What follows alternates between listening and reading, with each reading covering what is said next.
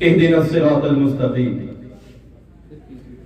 جلتی حویلی دیکھنے والوں، پھوس کا چھپر آپ کا ہے۔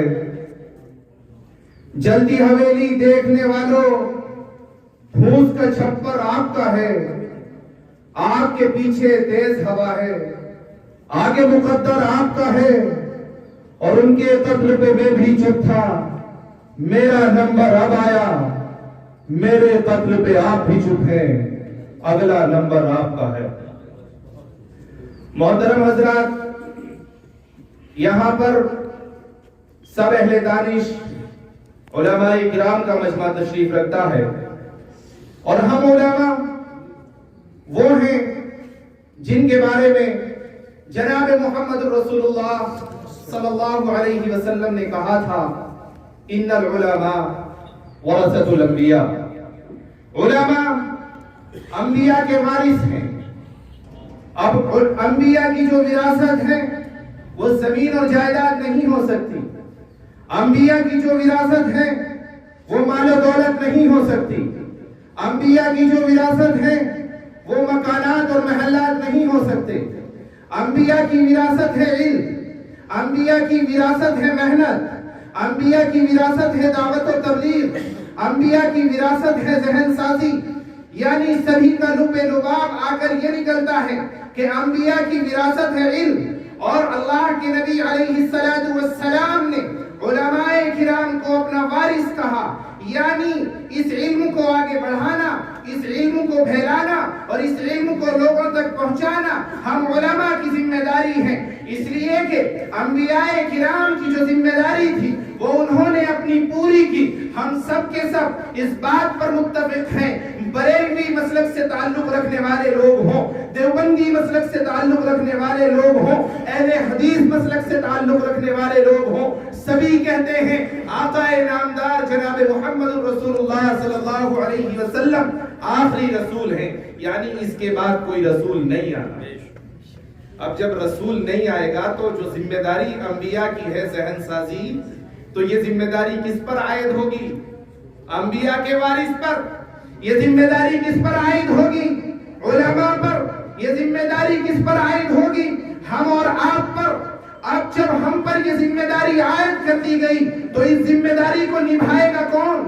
ہم اور آپ۔ اجتہاد کرے گا کون؟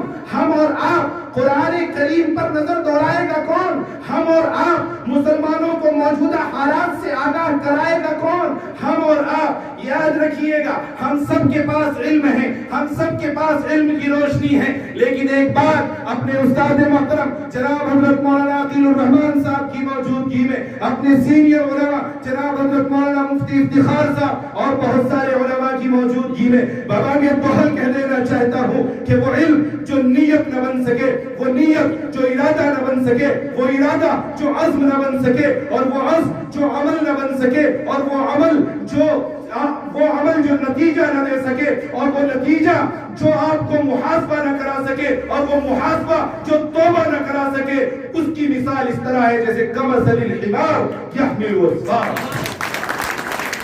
تو ہم سب اپنے اپنے پاس علم تو رکھتے ہیں، لیکن کیا ہم اجتہاد بھی کرتے ہیں؟ کیا ہم غور و فکر بھی کرتے ہیں؟ کیا ہم سب ذہن سازی بھی کرتے ہیں؟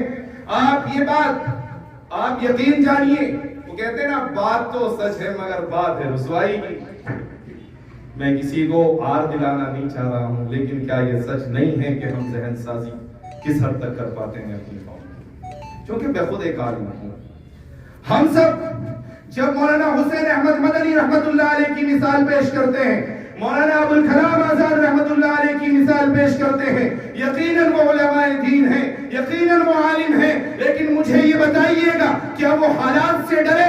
یقیناً نہیں ڈرے۔ مولانا ابوالکلام آزاد نے حالات کو بدلا کہ نہیں بدلا؟ ہماری اور آپ کی بھی ذمہ داری بنتی ہے کہ جب ہم آپ ان کو ہیرو مانتے ہیں، جب ہم اور آپ ان کو آئیڈیل مانتے ہیں، تو حالات سے ڈرنا کس بات کا ہے؟ وہ تو نہیں ڈرے تھے، ہم کیوں ڈر رہے ہیں؟ ایک بات آخری کہہ کر بات کو ختم کرتا ہوں، چونکہ علماء کرام اور معذور لوگوں کا مجمع ہے۔ ہم اور آپ جتنے لوگ یہاں پر تشریف رکھتے ہیں، ہم اور آپ مسجدوں سے، منبروں سے، محراب سے، جلسوں سے سارے کے سارے ایک دعوت دیتے ہیں لا الہ الا اللہ محمد رسول اللہ، اللہ کے سوا کوئی بادشاہ نہیں، اللہ کے سوا کوئی خدا نہیں، لیکن اس کا فلسفہ یہ ہے لا الہ الا اللہ اپنے آپ میں ایک فلسفہ ہے، اور لا الہ الا اللہ انسان کو تمام طرح کے خوف سے آزاد کرتا ہے۔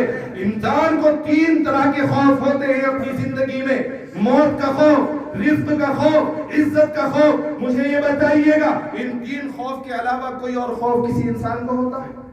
ایک خوف ہوتا ہے کہ میں مار دیا جاؤں گا، اگر میں حالات حاضرہ سے ٹکراؤں گا، بادشاہوں سے ٹکراؤں گا تو مجھے کہیں نہ کہیں کوئی مار دے گا، ایک خوف تو یہ ہوتا ہے۔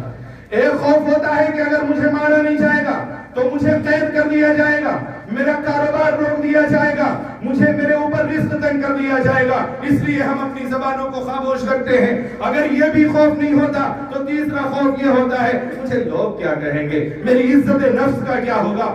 آپ یاد رکھیے گا جب آپ لا الہ الا اللہ پڑھ لیتے ہیں تو ان تینوں خوف سے اوپر اٹھ کر آپ جاتے ہیں، اس لیے کہ جب آپ کو اللہ پر یقین ہے تو وہی اللہ کہتا ہے لِكُلِّ أُمَّةٍ أَجَلٌ وَإِذَا جَاءَ أَجَلُهُمْ لَا يَسْتَأْخِرُونَ سَاعَةً وَلَا يَسْتَقْدِمُونَ۔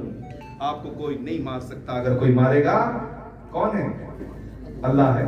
تو اللہ تو اس خوف سے آزاد کر رہا ہے آپ کو، آپ کیوں ڈر رہے ہو؟ نہیں ڈرنا چاہیے۔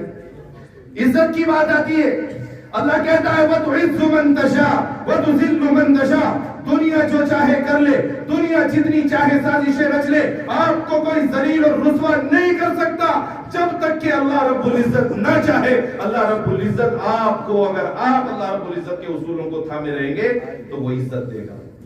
تیسرا خوف ہوتا ہے رزق کا خوف، ان اللہ یرزق من یشاء بغیر حساب۔ کیوں ڈر رہے ہیں؟ نہ ڈریں، بس یہ بات کہنا چاہتا تھا۔ کہہ گیا ہوں میں جنوں میں کیا کیا، بک گیا ہوں میں جنوں میں کیا کیا، کچھ تو سمجھے خدا کرے کوئی۔ جزاک اللہ، السلام علیکم۔